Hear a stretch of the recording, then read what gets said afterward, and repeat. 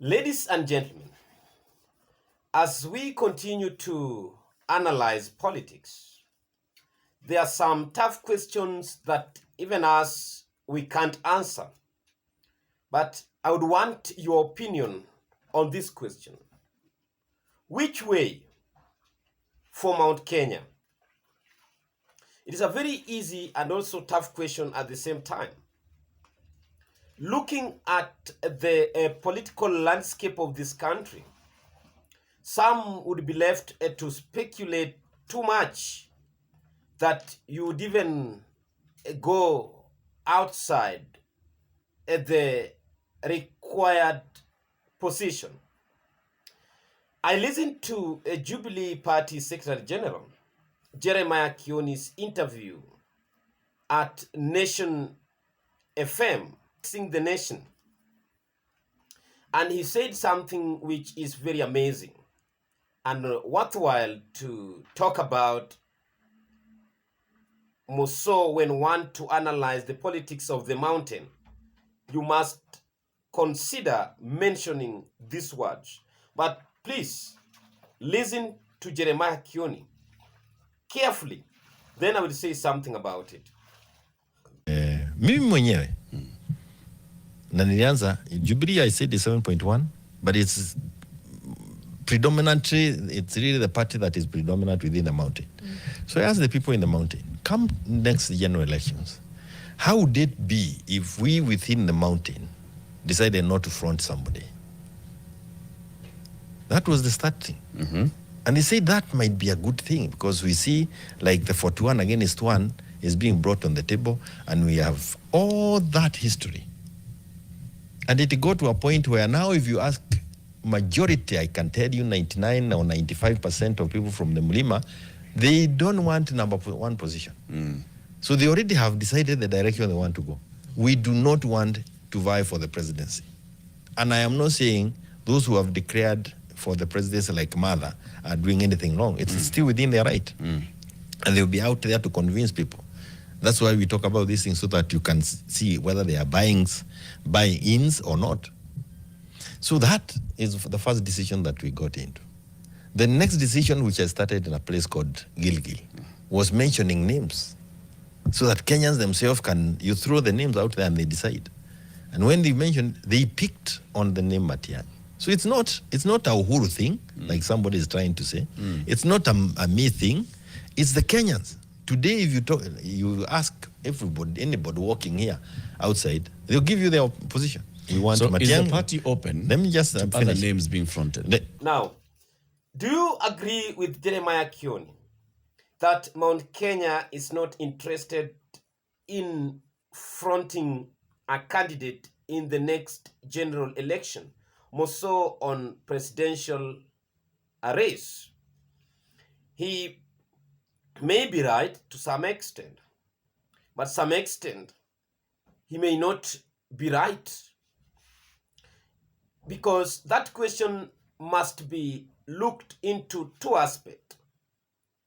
You look into that question considering the people of the mountain, the voters, the common mwananchi.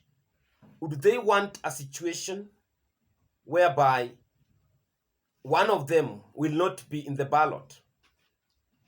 I don't think if that question will resonate well with the voters.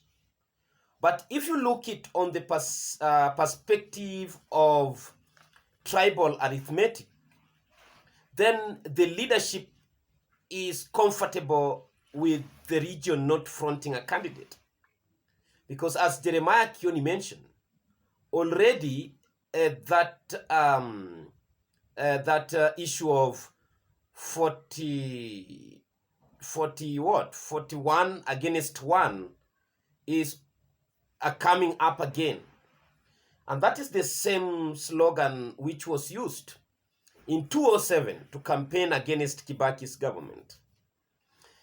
But Mount Kenya's politics is complex. It's not something that you can analyze within a day. There are a lot of things to be covered. But I want only to talk about two issues.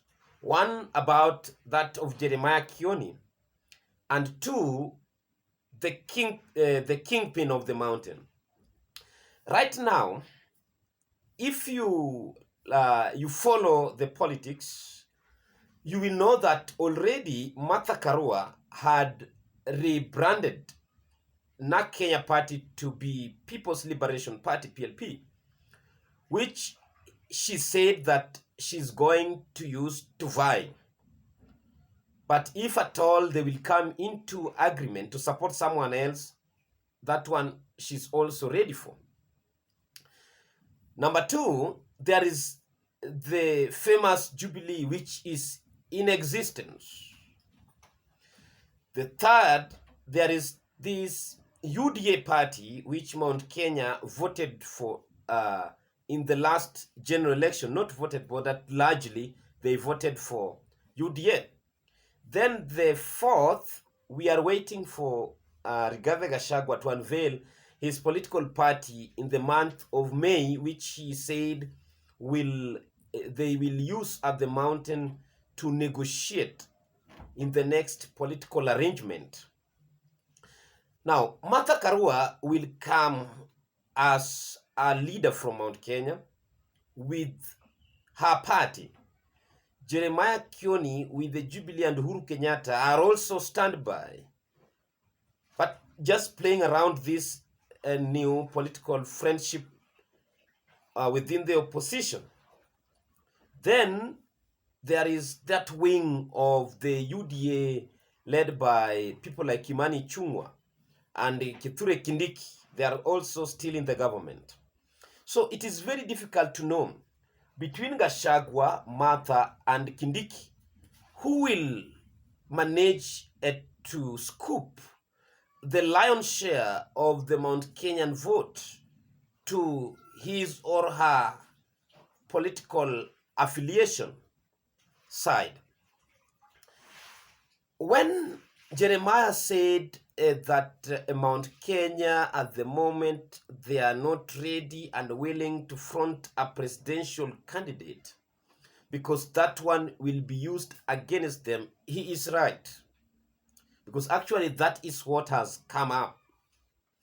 You know, when Rigathi Gachagua went out of the government through that impeachment, he has been selling the narrative that he shifted with the mountain and that the mountain is not with the president.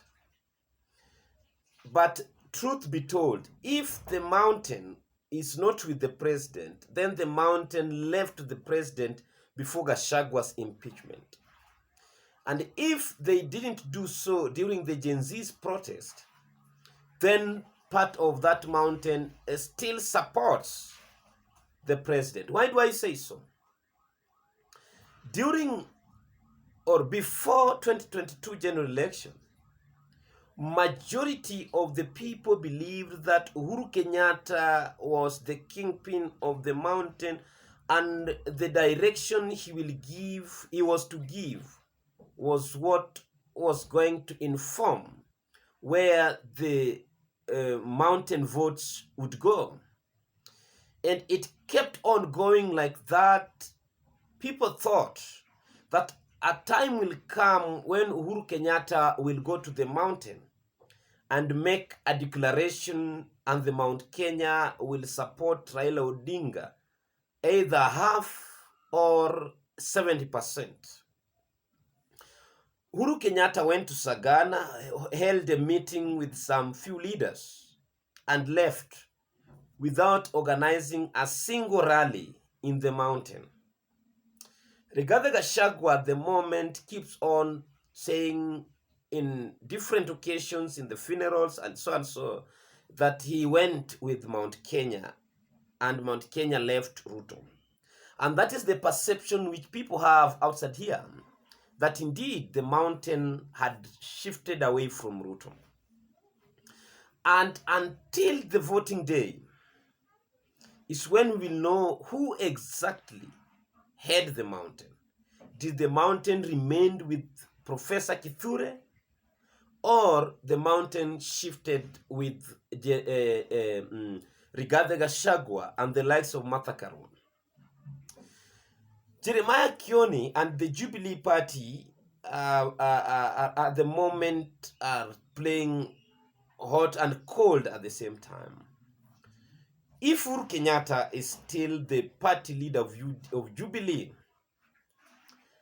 he had done a meeting with Ruto in Chaweri, which subsequently led to Lee Kinyanjui, William Kabogo, and Mutahi Kagwe joining the government. 2 days ago, Uhuru Kenyatta met again Raila Odinga secretly in Kilifi. The agenda of the discussion still remained a secret, top secret. When PLP was being launched, Mt.Kenya leader then, Martha Karua, who was morphing her party into PLP, invited her friends and more so those who were opposing William Ruto's leadership. They went, all of them, in fact, former Azimio members went, principals, except ODM leader Raila Odinga. But Jeremiah Kioni, who has been working side by side with Kalonzo Musyoka, was a no-show in that event. And nobody said something about Jeremiah Kioni's absence, because if you see Jeremiah, you see Jubilee.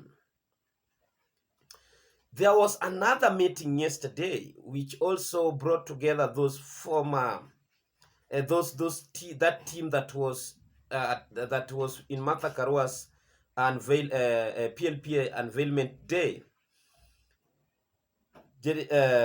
Kalonzo, Eugene, Gachagua, Morara, among other leaders. Again, Jeremiah Kioni was a no-show. Jeremiah Kioni and Jubilee supports Matiang'i. And they say so because they believe that it is not time for Mount Kenya to front a candidate.